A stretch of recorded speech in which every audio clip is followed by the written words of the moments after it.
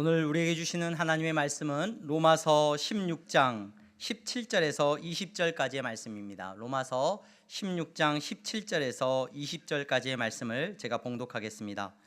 형제들아, 내가 너희를 권하노니 너희가 배운 교훈을 거슬러 분쟁을 일으키거나 거치게 하는 자들을 살피고 그들에게서 떠나라. 이 같은 자들은 우리 주 그리스도를 섬기지 아니하고 다만 자기들의 배만 섬기나니 교활한 말과 아첨하는 말로 순진한 자들의 마음을 미혹하느니라. 너희의 순종함이 모든 사람에게 들리는지라. 그러므로 내가 너희로 말미암아 기뻐하노니 너희가 선한데 지혜롭고 악한데 미련하기를 원하노라. 평강의 하나님께서 속히 사탄을 너희 발 아래에서 상하게 하시리라. 우리 주 예수의 은혜가 너희에게 있을지어다. 아멘. 아멘. 이 시간 샤론 찬양대 하나님 앞에 찬양하시겠습니다.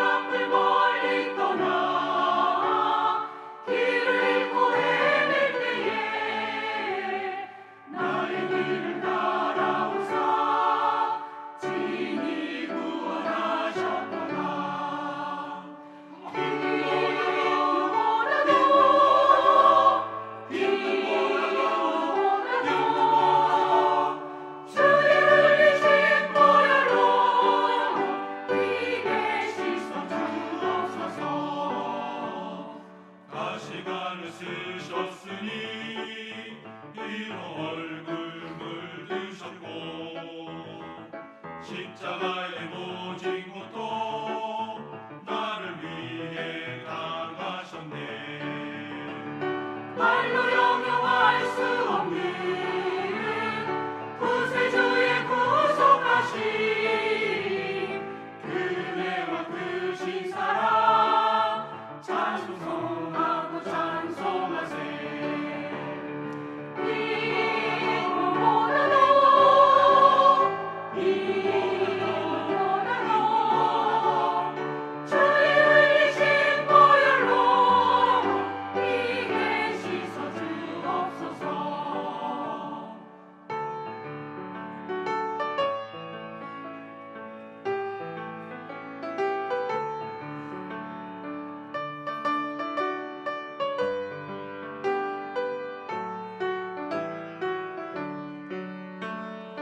아버지를 멀리 떠나 다른 길을 저버리고 여러 가지 죄악으로 주홍같이 되었으니 불같은 것 가지고는 씻을 수가 아주 없네. 주여 귀한 보배 피로 날 정결케 하옵소서.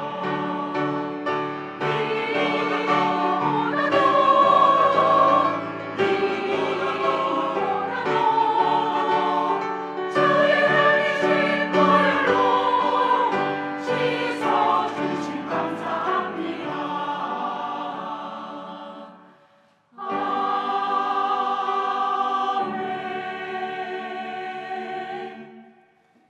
감사합니다. 박수로 하나님 앞에 영광 올려드립니다. 감사합니다. 교회 소식 먼저 전하겠습니다. 오늘 예배에 참석하신 여러분 모두를 주님의 이름으로 환영합니다. 등록을 원하시는 분들은 우리 안내하시는 분들에게 말씀하시면 도와드리도록 하겠습니다. 신앙 성장반 모임이 오후 2시에 백사호실에서 모임을 계속해서 갖습니다. 여러분 신앙 성장반 신청하신 분들은 꼭 참여해 주시고요. 피택자 교육은 본 예배 후에 11시 예배 후에 본당에서 모임을 갖습니다. 새가족 모임이 오늘부터 3주 동안 진행이 되는데요. 오늘 첫 모임을 가졌고 다음 주에는 모이지 않고요. 그 다음 주 또 그 다음 주 이렇게 모임을 계속해서 갖습니다. 향동교회 등록하시고 새가족 모임 하지 않으신 분들은 참여하셔서 도움을 받으시기를 바랍니다. 신앙 기초반 모임이 10월 6일 주일부터 시작을 합니다. 다음 주에 특별한 행사가 있기 때문에 10월 6일 오후 1시부터 우리 신앙 기초반 모임이 진행이 됩니다. 기억하셔서 많이 참석하시기를 바랍니다. 향동 전도대 매주 화요일, 수요일, 토요일 이렇게 전도하시는 분들이 모여서 함께 전도하고 계십니다. 참여하기를 원하시는 분들은 함께 참여하시기를 바랍니다. 다음 주에는 새로 강사로 우리가 정윤성 목사님이라는 목사님을 저희가 모셔서 예배를 같이 드리게 됩니다. 제가 향동교회 부임하고 한 8년여 시간의 동안에 단 한 번도 이 주일 설교를 다른 누군가에게 부탁해 본 적이 없는데요. 이 부분에 있어서는 전문가가 필요한 부분이 있을 것 같아서 이단에 대해서 특별히 또 탁월한 은사가 있으신 분이셔서 오셔서 여러분들 신앙생활에 큰 유익이 될 겁니다. 그래서 청년들도 다음 주에는 꼭 본예배에 참석하도록 하고 또 우리 중고등부 학생들도 참여해서 잘못된 믿음으로 잘못된 신앙으로 우리의 삶이 무너지지 않도록 마지막 때 우리가 잘 또 배우고 또 익히는 시간이 될 수 있기를 바랍니다. 똑같이 예배로 드려지니까요. 여러분 부담 갖지 마시고 참여해 주시면 됩니다. 오늘 등록하신 분 계십니다. 우리 최정단 성도님, 우리 향동교회 등록하셨는데요. 어디 오셨나요? 어디 자리에서 잠깐만 한번 일어나시면 최정단 어머님, 네, 박수로 우리 환영하겠습니다. 네, 감사합니다. 잘 오셨습니다. 우리 향동교회에서 복되게 신앙생활 하시기를 바랍니다. 아마 교회에 처음 오시는 것 같은데 크게 또 하나님께서 주신 은혜가 있을 줄로 믿습니다. 그리고 오늘은 또 이렇게 안타까운 소식이 하나 있는데 그동안 우리와 함께 신앙생활했던 우리 정아준 어린이가 그동안 우리 김경숙 권사님, 김경숙 집사님께서 우리 정아준 어린이를 위탁하여서 키워왔는데 이제 새로운 부모님들을 만나서 이제 미국으로 떠나게 됩니다. 여러분, 우리 안에 하나님께서 깨닫게 하시는 지혜를 주셔서 우리가 사랑하고 그러한 아이들을 우리가 품을 수 있는 능력을 주시라고 하나님 앞에 회개하고 기도하는 우리가 될 수 있기를 바랍니다. 우리 아준이를 위해서 기도해 주시고요. 하나님 우리의 가정들을 지켜주시라고 기도해 주시고 이 땅에 태어난 어린 영혼들 하나님 긍휼히 여겨주시라고 기도해 주시기를 바랍니다. 우리 옆에 분들 보면서 인사하겠습니다. 잘 나오셨습니다. 네. 성도님은 누굴 닮으셨어요?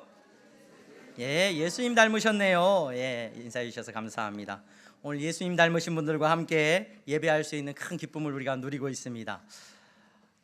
오늘 로마서 16장 17절에서 20절 말씀을 통하여서 이제 로마서의 말씀을 맺으려고 합니다. 이제 로마서 그동안 우리가 주일마다 계속해서 로마서의 말씀을 들으시느라고 여러분 고생 많으셨습니다. 오늘을 마지막으로 이제 로마서의 말씀은 우리가 이제 마무리를 짓고요. 또 다음 주 지나고 그 다음 주부터는 새로운 말씀을 통하여서 또 함께 은혜를 나누기를 원하는데 오늘 로마서의 마지막 말씀을 통하여서 여러분들에게 하나님께서 큰 은혜 주시기를 바랍니다.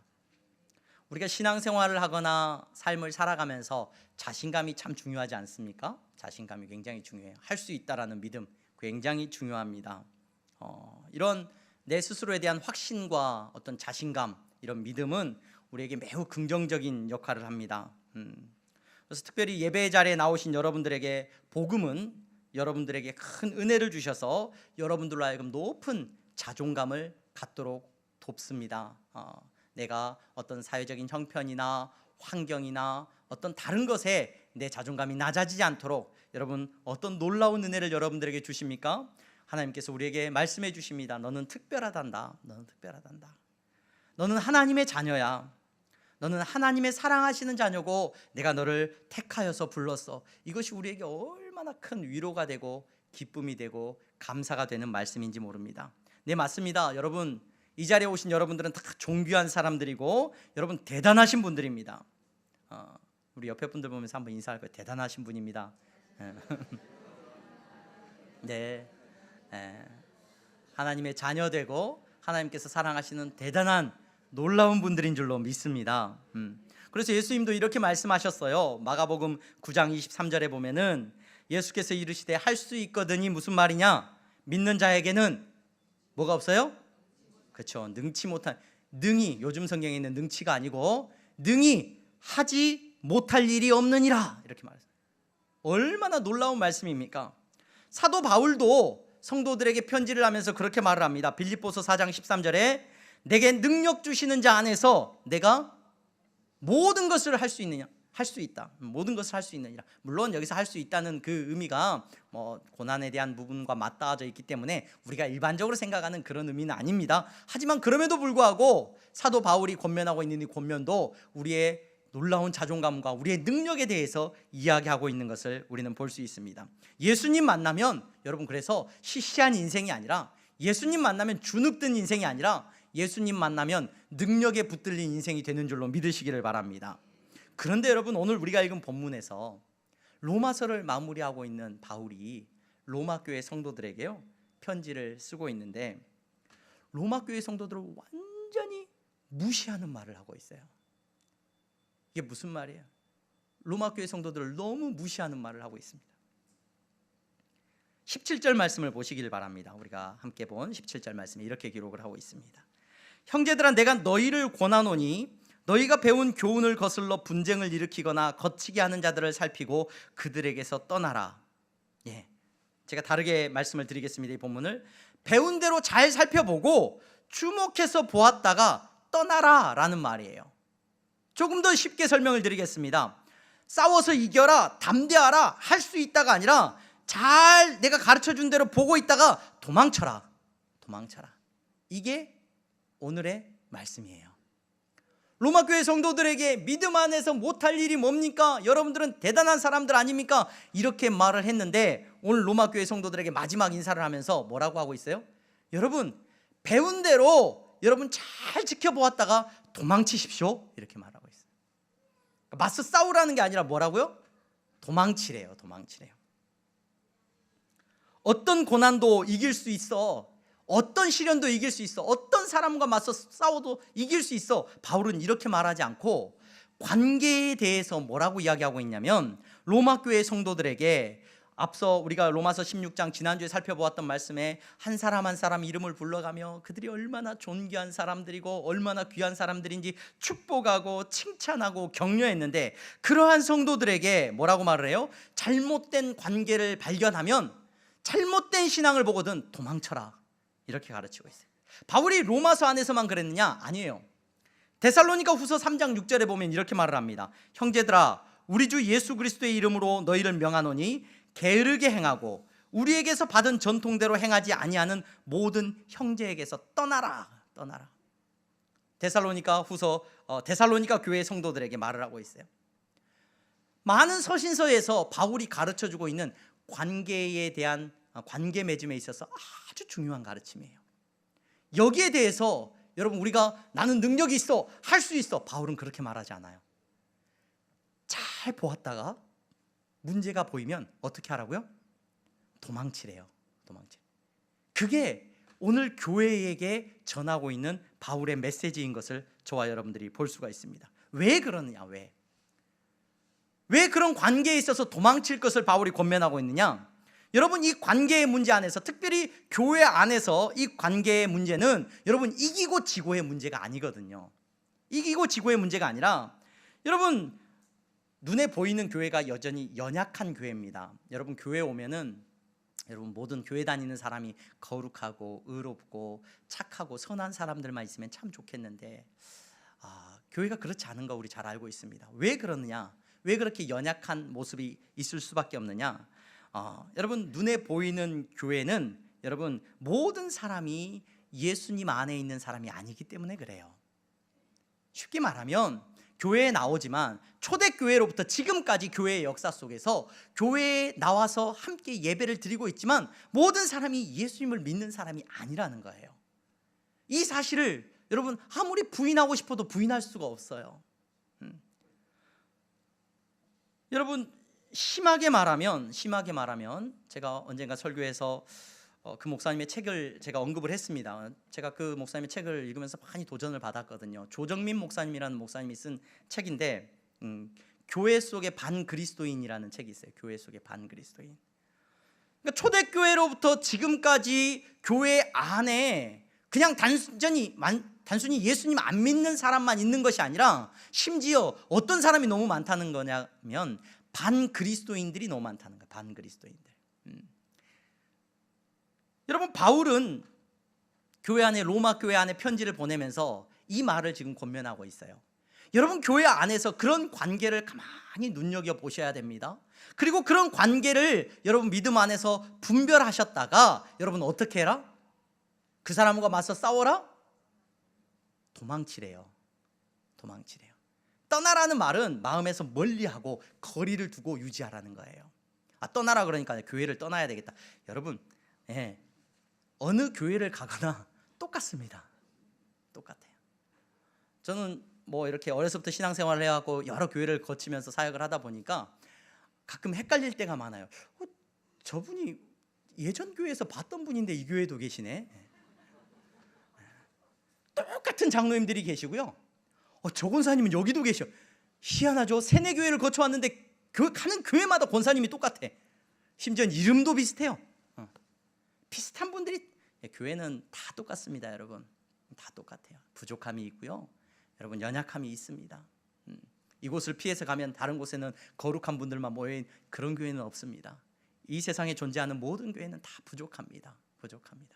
그래서 오늘 바울이 권면하고 있는 이 떠나라는 말은 이 마음에서 그 사람과 어우러져서 그 사람과 행복하게 그 사람과 뭘 바꿔보고 그 사람과 뭔가를 이루려고 생각하지 말고 여러분들의 마음에서 멀리 거리를 두고 거리를 둔 상태에서 유지하라는 거예요. 떠나라는 거예요. 여러분, 왜 그러냐면요, 왜 그러냐면 예수님을 믿지 못하고 예수 안에 거하지 못한 사람들은 그 사람들이 의도하지 않아요. 처음 뭐 그런 의도로 오진 않아요. 하지만 그런 사람들과의 관계 속에서 뭘 발견하게 되냐면, 바울은 뭘 보게 됐냐면, 이분들이 싸우고 들러붙어서 이야기하고 갈등을 일으키는 것은 옳고 그름에 대한 문제가 아니에요. 어떻게 하나님 앞에 더 바르게 나아갈 것이냐에 대한 문제가 아니라 그들은 무엇을 하는 것이 목적이냐면 하나됨을 깨뜨리는 게 목적이에요. 또 뿐만 아니라 어떤 의도냐면 그 사람을 시험에 들게 하는 목적이에요. 목사님 어떻게 뭐 깨지려고 하고 시험에 들게 하는 것이 목적입니까? 그 사람은 의도하지 않는데 그 사람이 그렇게 쓰임을 받아요. 한 목사님이 이 부분에 대해서 설교하면서 제목을 기가 막히게 잡았대요. 사탄의 틀니, 이렇게. 사탄의 틀니. 사탄은 성도를 물 이빨이 없대요. 하나님께서 다 없애버렸어. 그래서 뭘 갖고 물어요? 틀니를 갖고 물면 돼. 그 틀니로 이용받는 사람이 누구라고요? 교회 안에 예수 믿지 않는 사람이라. 이 사람들이 어떻게 쓰임을 받냐면은, 옳고 그름 더 우리가 하나님 앞에 바르게 나아가자가 아니라 어떻게 쓰임을 받게 되냐면은 하나됨을 깨뜨리고 더 나아가서 내 주변에, 그 사람 주변에 있는 사람들을 시험 들게 하는 거예요. 시험 들게. 그래서 그 사람들하고 말려들게 되면, 관계를 갖게 되면 반드시 두 가지 증상이 나타나요. 하나됨이 깨지거나 아니면 시험에 들거나. 바울은 고린도후서 6장 14절 15절에서 이렇게 말을 합니다. 고린도 교회 성도들에게, 너희는 믿지 않는 자와 멍에를 함께 매지 마라. 의와 불법이 어찌 함께하며 빛과 어둠이 어찌 사귀며 그리스도와 벨리알이 어찌 조화되며 믿는 자와 믿지 않는 자가 어찌 상관하며. 여러분, 이 말씀은 복음 전하지 말아라, 세상과 딱 단절해서 수도원처럼 그냥 우리끼리만 잘 살자, 예수 믿는 우리끼리만 잘 살자라는 말씀이 아닙니다. 여러분, 우리는 마땅히 믿지 않는 자들을 향해서 복음을 증거해야 합니다. 그러나 바울이 권면하고 있는 이 권면은 교회 안에 은밀하게 들어와 있는 예수 그리스도를 믿지 않는, 예수 그리스도를 믿음으로 고백하지 않는 사람들에 대해서 깨어 있어야 된다는 것을 바울이 말하고 있는 거예요. 여러분, 어떤 공동체든지 위험은 절대 밖에서 오지 않습니다. 교회가 무너지는 것, 여러분 기독교의 역사 속에서 밖에서 막 박해하고 핍박하고, 희한합니다. 교회는 박해하고 핍박하면 할수록 어떻게 돼요? 더 힘이 세집니다. 더 힘이 세집니다. 여러분, 교회가 무너지는 이유는 안에서 무너져요. 안에서. 그래서 신천지가 교회를 무너뜨릴 때는 절대로 밖에서 시위하지 않아요. 우리 신천지인데 물러가라 이런 말 안 해요. 교회 안으로 들어와요. 이단들이 교회 안으로 들어와요. 그래서 누구보다도 열심히 있는 사람처럼 포장을 합니다. 누구보다도 예수님 믿는 사람처럼 포장을 해요. 그리고 안에 들어와요. 깊숙이 들어와요. 그리고는 무너지게 합니다. 여러분, 오늘 바울은 우리에게 권면하고 있습니다. 여러분들은 잘 살펴보아야 된다는 거예요. 잘 살펴보았다가 그런 사람이 눈에 띄면 떠나라는 거예요. 여러분, 그렇게 여러분 믿음의 사람들이, 여러분 건강한 교회는 그렇게 믿음의 눈으로 떠나는 거예요. 떠나는 거. 그렇게 떠나면 여러분 믿음이 없는 자들이 아니라, 이 사람들은 반그리스도인인데, 여러분 그러한 사람들이 여러분 어떻게 되느냐, 설 자리를 잃게 될 겁니다. 설 자리를. 로마 교회 안에 유대주의자들이 있었어요. 율법주의자들이 있었어요. 쾌락주의자들이 있었어요. 그런 사람들에 대해서 바울은 그들과 싸우고 어쩌고 그들과 관계하고 그러지 말아라, 그들을 떠나라 라고 권면하고 있는 거예요. 여러분, 오늘 이 말씀을 통하여서 저와 여러분들은 바울을 통해서 도망치는 방법을 배울 겁니다. 도망치는 방법을. 어떻게 우리가 신앙생활하면서 이 위험한 것으로부터 도망칠 것이냐, 도망치는 방법에 대해서 오늘 말씀을 통해 잠시 살펴보고자 합니다. 먼저 바울은 우리가 읽은 7절 말씀에서 뭐라고 이야기를 하고 있냐면, 형제들아, 내가 너희를 권하노니 너희가 배운 교훈을 거슬러 분쟁을 일으키거나 거치게 하는 자들을 살피고 그들에게서 떠나라, 이렇게 말을 해요. 그러니까 어떻게 하라고요? 너희가 배운 교훈을 이야기합니다. 너희가 배운 교훈을 거슬러 분쟁을 일으키거나 거치게 하는 자들을 살펴라 라고 말해요. 그러니까 바울이 떠나기 위해서 먼저 전제 조건으로 우리에게 말하고 있는 것은 뭐냐면 너희가 배웠다는 거예요. 배웠다는 거예요. 여러분, 오늘 예배 자리에 나오신 여러분들은 많이 배우셔야 됩니다.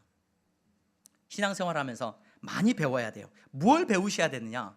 여러분, 교회 다니면서 뭘 배워야 되죠?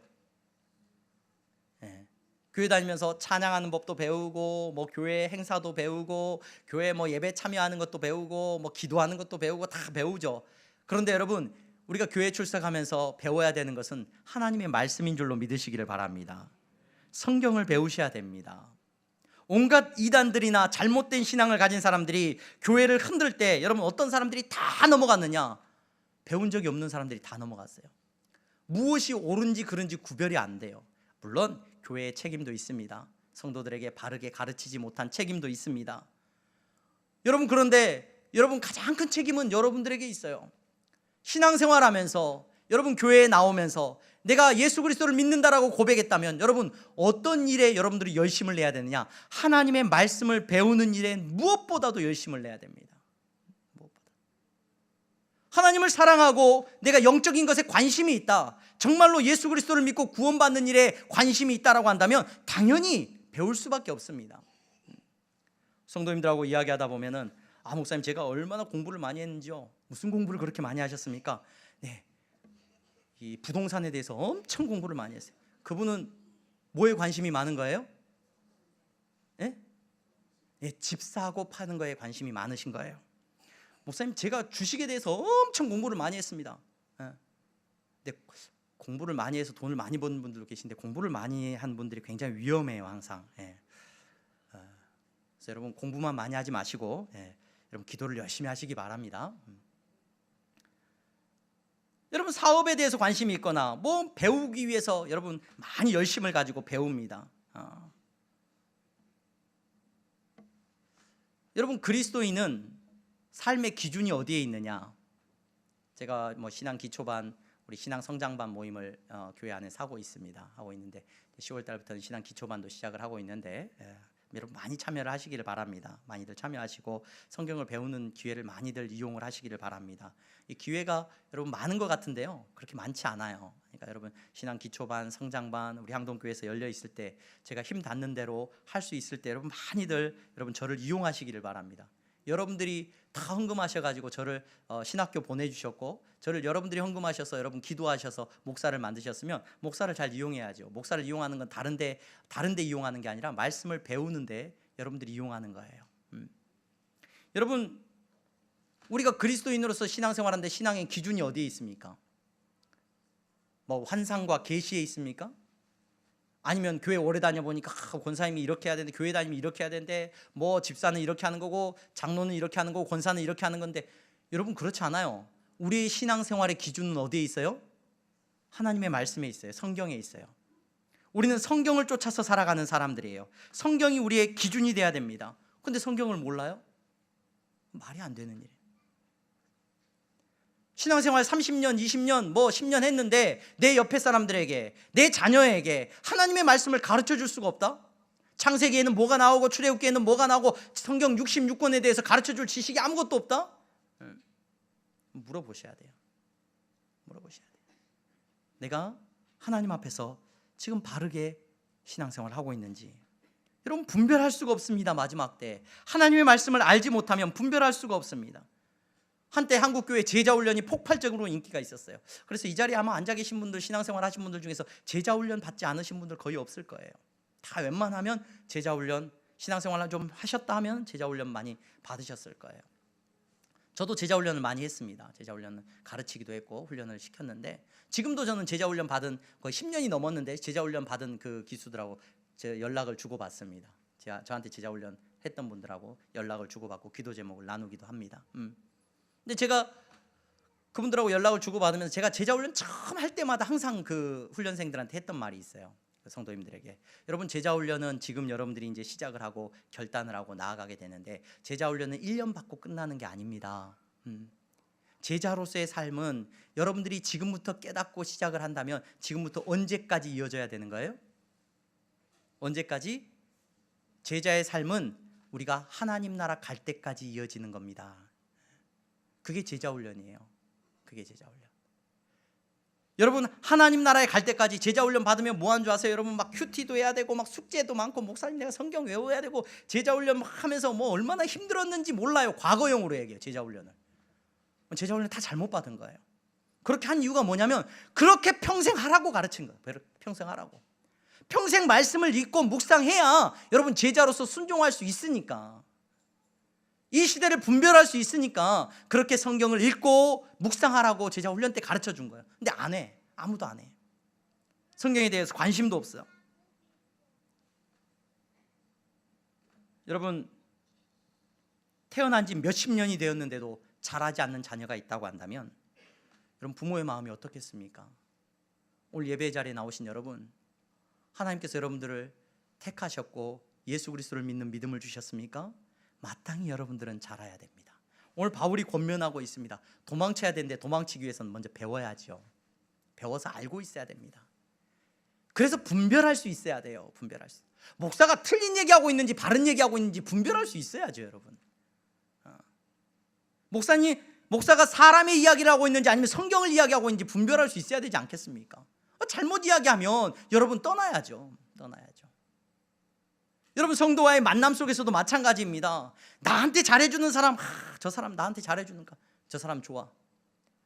나 밥 안 사줘. 저 사람은 나한테 밥도 안 사주고 인사도 잘 안 해. 저 사람 싫어. 여러분, 교회의 기준이 세상하고 똑같아요. 여러분, 분별할 수 있어야 됩니다. 교회는 무엇이 기준이 되느냐? 예수 그리스도 안에 있는가가 기준이 돼요. 여러분, 우리가 예수 그리스도 안에 머물 때 저와 여러분들의 삶 가운데 능력이 나타나는 줄로 믿습니다. 그 사람 옆에 붙어 있어야 여러분 복을 받아요. 여러분, 바울은 오늘 우리가 읽은 본문에서 계속해서 권면합니다. 배운 것으로 살펴보아야 되는데, 배운 것으로 우리가 말씀을 통하여서 깨닫게 되었다면 그것을 통하여서 이제 살펴보라는 거예요. 뭘 살펴보냐면 18절 말씀에 이 같은 자들을 분쟁을 일으키고 나눔을 일으키는 사람들은 어떤 특징이 있냐면 우리 주 그리스도를 섬기지 아니하고 다만 뭐를 섬겨요? 자기들의 배만 섬기나니. 여기서 배라는 건 유대인들이 생각했던 이 배라는 개념은 자기의 욕심과 어떤 자아의 어떤 그런 다양한 것들을 함의하고 있는 거예요. 그래서 자기 자신이라고 보면 돼요. 그러니까 주님을 섬기지 않고 누구를 섬겨요? 자기를 섬기는 사람들이에요. 자기를 섬기는. 이 사람들을 분별할 수 있어야 된다는 거예요.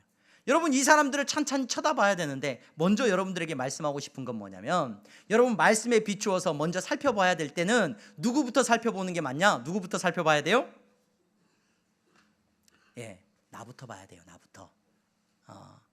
내가 가는 곳마다 분열을 일으키고 있는지, 내가 가는 곳마다 다른 사람을 시험에 들게 하고 있는지, 나는 말만 하면 저 사람 시험 들게 할 수 있어, 이런 능력자들이 계셔. 여러분, 나를 먼저 보시기를 바랍니다. 내가 어떤 열매를 맺고 살아가는지. 내가 교회 가면은 내가 가는 곳마다 싸움이 있어. 혹시 나 때문은 아닌지 여러분 살펴보셔야 됩니다. 마태복음 7장 3절에서 5절에 예수님께서 그렇게 말씀하시죠. 형제의 눈 속에 티는 보고 네 눈 속에 들보는 왜, 네 눈 속에 이렇게 큰 이물질이 끼어 있는데 그건 못 보고 왜 다른 사람의 티부터 보냐. 누구부터 살펴야 돼요? 우리는 말씀에 비추어서 나를 먼저 살펴봐야 돼요. 내가 어떤 사람인가를 살펴봐야 되냐면 다른 거 보지 마시고 내가 예수 그리스도를 주로 섬기는 사람인가, 내 배를 나를 신으로 섬기는 사람인가 살펴보셔야 돼요. 내가 우상이 되어 있는가 아니면 하나님을 섬기는 사람인가 살펴보라는 거예요. 내가 죽지 않아서 나밖에 몰라요. 나밖에. 아까 언급했던 조정민 목사님이 쓰신 교회 속 반그리스도인이란 책이 있다라고 말씀을 드렸죠. 여러분 그 책을 뭐 찾아서 읽어볼 필요는 없습니다. 읽어볼 필요는 없. 좋은 책을 찾아서 읽으셔야 돼요. 긍정적인 책을 찾아서 읽어보면 좋을 것 같아요. 근데 그 책에서 7가지 주제를 이야기해줘요. 저는 이 주제를 굉장히 보면서 많이 생각을 했어요. 그러니까 내 자신을 살펴볼 수 있는 하나의 기준이 되는 것 같아요. 말씀에 비추어서 어떤 사람이 반그리스도인인가 7가지를 이야기하는데 첫 번째가 이기적 그리스도인이에요. 자기밖에 몰라요. 내가 죽지 않았으니까 나밖에 모르죠. 아까 말씀드렸다시피 나한테 잘해주면 뭐예요? 착한 사람이에요. 나한테 나쁜 일 하면은, 나한테 혹시라도 싫은 소리 하면 저 사람 나쁜 사람이에요. 바른 소리 이런 거 상관없어. 나한테 잘해주는 사람이 기준이에요. 두 번째가 낙심한 그리스도인이에요. 낙심했어. 나 실망했어. 낙심했대. 여러분 그리스도인은 낙심할 이유가 없는 사람이에요. 내가 주인 되고 내가 왕이기 때문에 낙심하는 거예요. 왜 낙심합니까? 왜 내 계획대로 안 됐다고 실망합니까? 우리 자녀가 조금 실패했고 자녀가 좋은 대학 못 가서 낙심할 이유가 있습니까? 아니에요. 여러분 그게 왜 낙심할 이유입니까? 여러분 내가 주인이고 내가 높아져야 되는데 내가 못 높아지니까 낙심하는 거예요. 세 번째가 음란한 그리스도인이에요. 세상의 모든 모임들이 갖고 있는 공통점, 음란함이에요. 음란함. 여러분 그리스도인 되지 못하면, 예수 그리스도가 나의 주인 되지 못하면 사람을 만났는데 음란함이 기준이 돼요. 음란함이. 네 번째가 섭섭한 그리스도인이에요. 이런 말 많이 하시죠. 목사님 별일 아닌데요, 제가 이게 좀 섭섭해요. 별일 아닌 거 알아요 본인도. 근데 섭섭해요. 왜 별일 아닌 일에 섭섭해 하십니까? 섭섭해요. 내가 주인이니까 섭섭해요. 예수님이 주인이 아니거든요. 내가 영광 받아야 되는데, 내가 인정받아야 되는데, 내가 먹어야 되고 내가 움켜쥐어야 되는데 그렇지 못하니까. 다섯 번째가 불만인 그리스도인이요. 불만. 이것도 불만, 저것도 불만. 그래서 다 불만을 이야기합니다. 이단들이 들어와서 교회 안에서 타겟을 선정할 때 가장 첫 번째가 이 기준으로 보죠. 불만이 많은 사람 옆에 딱 붙어 있어요. 불평을 말하는 사람 옆에 틀림없이 그 사람은 넘어오거든요. 불만이 많은 사람. 여섯 번째가 불쌍한 그리스도인. 여러분 예수님이 나의 주인 되시면요, 내 삶의 형편이, 여러분 내가 정말로 세상에서 구걸해서 먹고 살아도 불쌍하지 않아요. 우리는. 여러분 불쌍할 일, 왜 스스로를 불쌍히 여깁니까? 나 불쌍해요. 여러분 그리스도인이 왜 불쌍해요? 예수님이 나의 구주가 되셨는데. 이 세상에 어려움이 찾아올 수 있습니다. 그러나 그 어려움 앞에서 아까 우리가 고백했지 않습니까? 믿는 자에게 능히 하지 못할 일이 없다라고 고백했지 않습니까? 여러분 근데 왜 불쌍한 사람이에요? 내가 여자분들 아이 낳고 집에서 애 키우면 불쌍하대. 자기 왜 불쌍해요? 왜 불쌍해요? 여러분 일찍 퇴직하면 불쌍합니까? 아니요, 안 불쌍해요. 여러분 스스로를 불쌍히 여기는 그리스도인은 가짜예요. 가짜. 예수님이 나의 구주가 되시는데 왜 불쌍합니까? 마지막 일곱 번째가 게으른 그리스도인이에요. 자기밖에 모르기 때문에 자기를 위해서는 게으르지 않아요. 그런데 여러분 복음을 위해서, 하나님의 나라를 위해서는 게을러요. 항상 바빠요. 항상 바쁘고 항상 피곤해요. 그러나 내 쾌락을 위해서는 달려가죠. 언제 그랬냐는 듯이 달려갑니다. 여러분 이 기준으로 통하여서 누구를 먼저 보라고요? 이 이야기 딱 들으니까 누구네 누구. 혹시 그런 생각이 들지 않으셨기를 바랍니다. 누구예요? 제가 이 설교 준비를 하면서 얼마나 마음이 힘들었겠습니까? 전데 내 자신을 보게 되는데. 여러분 오늘 이러한 사람들은, 자기밖에 알지 못하는 사람들은 이 말씀에 비추어서 아까 사도 바울도 게으른 사람을 떠나라라고 말을 했어요. 그 사람이 그러니까 특징이라는 거죠. 특징. 여러분 그렇게 거짓을 말하고 여러분 그런 사람들의 특징이 뭐냐냐? 왜 우리를 못 떠나게 해요? 그 사람들은 미혹하거든요. 좋은 말을 하고 유혹하고 칭찬으로 속입니다. 이익을 줄 것 같고 나를 알아주는 것 같고 나를 칭찬해 주는 것 같아요. 믿음이 좋아 보이고요. 왠지 그럴싸해 보이는 말들을 합니다. 여러분 거기에 속지 마시기를 바랍니다. 말씀을 통하여서 분별하시기를 바랍니다. 말씀을 통하여 분별하시고 한 가지 제가 여러분들에게 한 가지 중요한 팁을 하나 드릴게요. 여러분들이 저 사람과의 관계를 통해서 내가 정말로 귀한 만남이다, 하나님께 축복해 주시는 만남이다 분별할 수 있는 한 가지 기준이 딱 있어요. 이 기준을 딱 들이대면 여러분들이 잘 분별할 수가 있습니다. 그게 뭐냐?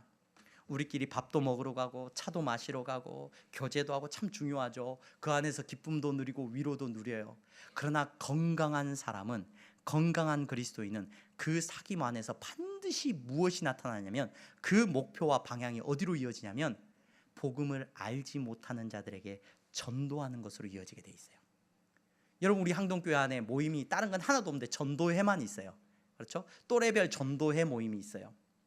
여러분 전도회라는 말이 참 전 좋아요. 그래서 뭐 셀, 목장, 좀 뭐 사랑방 여러 말들이 있어요. 그래서 그 명칭들 저도 여러 교회를 겪어오다 보니까 교회 가는 교회마다 뭐 구역이라고 했다, 전통적인 교회는 구역이라고 했다가 어느 교회를 가면은 사랑방이라고 했다가 어디를 가면 셀이라고 했다가 어디를 가면 목장이라고 했다 그래요. 근데 저는 전도회라는 말이 제일 좋아요. 전도회라는 말. 왜 제일 좋냐? 이 모임의 특징을, 우리 교회 안에서의 만남의 특징을 아주 정확하게 짚어주고 있어요. 뭐 하려고 모였다고요? 전도회는 뭐 하는 모임이에요? 네. 우리끼리 밥도 먹고 사귀기도 하고 다 좋아요. 그렇게 하셔야 돼요. 그렇게 사귀고 친해지고 그 다음에 뭐 할 거냐? 바울이 로마 교회 성도들 친해지고 우리끼리 사귐이 있고 그 다음에 뭐예요? 전도하는 거예요. 이건 건강합니다. 이건 건강해. 예수님을 알지 못하는 자에게 복음을 전합니다. 여러분 우리가 모여서 교제하고 나누게 됩니까? 그 다음에 여러분 맛있는 것도 사주고 차도 마시고 그리고 나서 우리끼리 좋고 우리끼리 위로받고 끝난다. 여러분 의심해 봐야 돼요.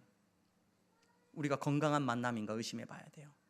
교회 안의 모든 만남과 교회 안의 모든 사귐의 궁극적인 목적은 예수 그리스도를 증거하는 겁니다. 뭐 교회 안에 우리끼리 패거리 만들어 가지고 우리끼리 떨어져 나가고 아니죠. 이단들의 특징이고, 여러분 건강한 그리스도인이라고 한다면 여러분 우리가 너무 좋으니 이 복음을 믿지 않는 자들에게, 그래서 전도회 안에 초청이 돼야 돼요. 우리 전도회 안에 우리 사귐 안에 예수 믿지 않는 사람들을 모셔다가 섬기고 그들을 예수 믿도록 초청하고 그들로 하여금 정말로 위로받아야 되는 사람들을 위로해주고 그들로 하여금 예수 그리스도의 복음을 알게 하고 깨닫게 하고 소망 없는 자들, 소망을 잃어버린 자들에게 예수 그리스도의 소망을 전해주는 것이 여러분 건강한 사귐이고 만남이에요. 우리 향동교회가 그러한 공동체가 되기를 주님의 이름으로 축원합니다. 성경이 기준이 돼야 됩니다. 나를 부인하고 있습니까? 아니면 내가 신입니까? 내가 기준입니까?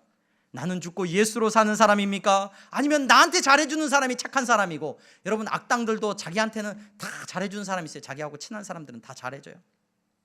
세상의 악인들은요, 여러분 얼마나 그 악한 일을 서로 나누기를 기뻐하는지 몰라요. 제가 일부 때도 잠깐 말씀을 드렸는데, 제가 대학 생활하고 일반 대학, 신학교를 가지 않고 일반 대학을 나왔으니 일반 대학 나오고 군 생활을 하면서 제일 힘들었던 게, 왜 술이 좋은 거면 술을 혼자 드시지 꼭 나눠 먹으려고 그래. 술을 왜 그렇게 나눠주시는지. 한 잔에 얼마나 술을 주는 데는 이 사랑이 넘쳐. 그냥 주면 안 되죠. 또 사랑이 식는다고 또 넘치도록 따라주는 이 술잔들. 술 취하고, 또 어떤 분은 그런 이야기를 해요. 담배 인심이 우리나라는 그렇게 좋대요. 다 나눠줘. 비싼데도 다 나눠준대. 여러분 내가 우상이 되면 나한테 잘해주는 것, 악한 일을 하면서도 그게 좋은 것이라고 착각하게 돼요. 교회 안에, 우리 향동교회 안에 하나님께서 주시는 놀라운 은혜가 있기를 소망합니다. 제가 목회를 하면서 재밌는 말들을 참 많이 들었는데요, 어떤 성도님이 저한테 이런 말을 했어요. 그분은 교회를 짓기 시작할 때 교회를 안 나오셨어요.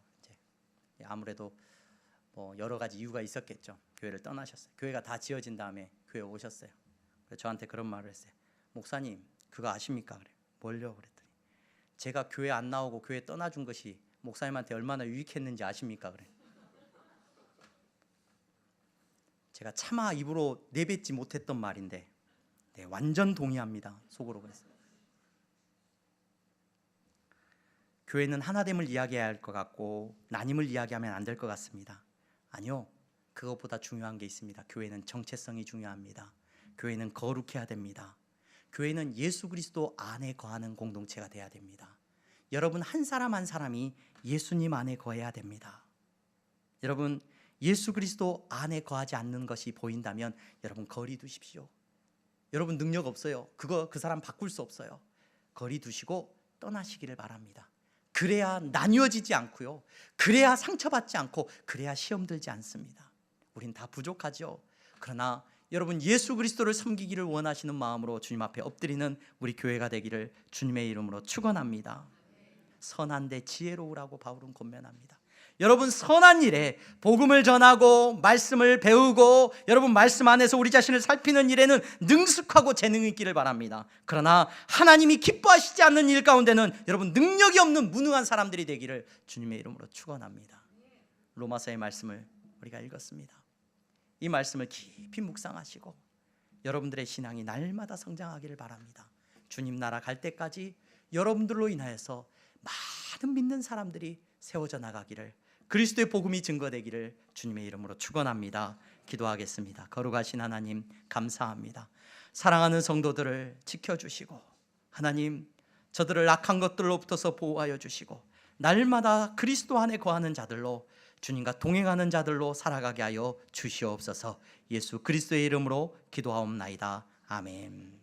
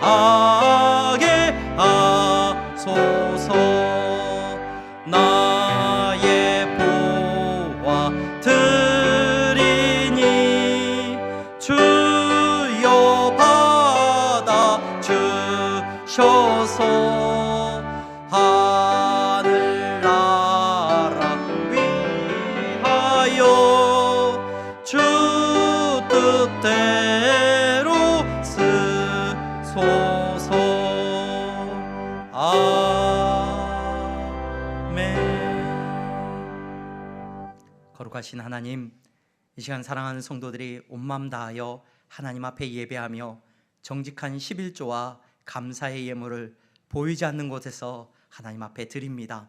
하나님께서 기뻐 받아 주시옵소서. 저들의 신은 배가 아니고 저들이 섬기는 것은 예수 그리스도밖에 없음을 자들이 물질 앞에서 고백하게 하셨사오니 주님, 저들의 하나님의 자녀됨을 세상 가운데서 드러내게 하여 주시기를 원합니다. 어디로 가든지 표적이 나타나기를 원합니다. 막혀있던 것들이 열려지게 하시고 되지 않았던 일들이 되어지는 능력이 나타나게 하여 주시옵소서. 복음을 위하여 마음껏 쓰임받을 수 있도록 저들의 손을 힘있게 사용하여 주시옵소서. 아버지 하나님, 믿음대로 축복하여 주시기를 원합니다. 선교의 예물을 드립니다. 장학헌금을 드립니다. 건축헌금을 드립니다. 하나님의 나라가 세워지기를 위하여 드리는 예물이오니 주님이 기뻐 받아주시고 주님이 영광 받아주시고 주님께서 더 풍성하도록 사용하여 주시옵소서. 아버지 하나님, 경제적인 어려움이 있습니다. 아버지 하나님, 직장에 어려움이 있고 삶의 공고함이 있습니다. 사랑하는 성도들을 위로하여 주시옵시고 저들이 물질 때문에 아버지 하나님 아파하지 아니하도록 힘주시고 더 큰 능력과 위로를 허락하여 주시옵소서. 예수 그리스도의 이름으로 기도하옵나이다. 아멘. 다 함께 일어나서 찬양하겠습니다.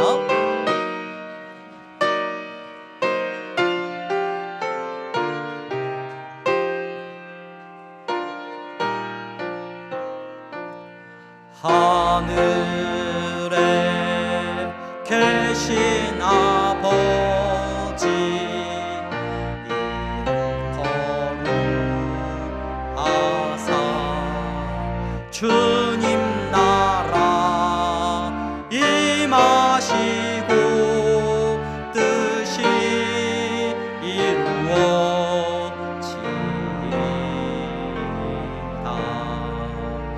일용할 양식 주시고 우리들의 큰 죄 다 용서하옵시고 또 시험에 들게 마시고 악에서 구원하소서.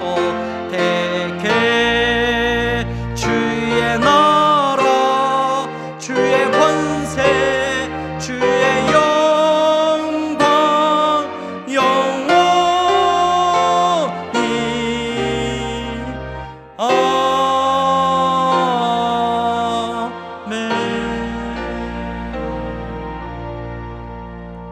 아멘. 주 예수 그리스도의 은혜와 하나님 아버지의 사랑하심과 성령의 교통 충만하심이 그리스도 안에 머물며 오직 예수 그리스도를 나의 주로 고백하는 사랑하는 성도들의 머리 위에 이제부터 영원토록 함께 있을지어다. 아멘.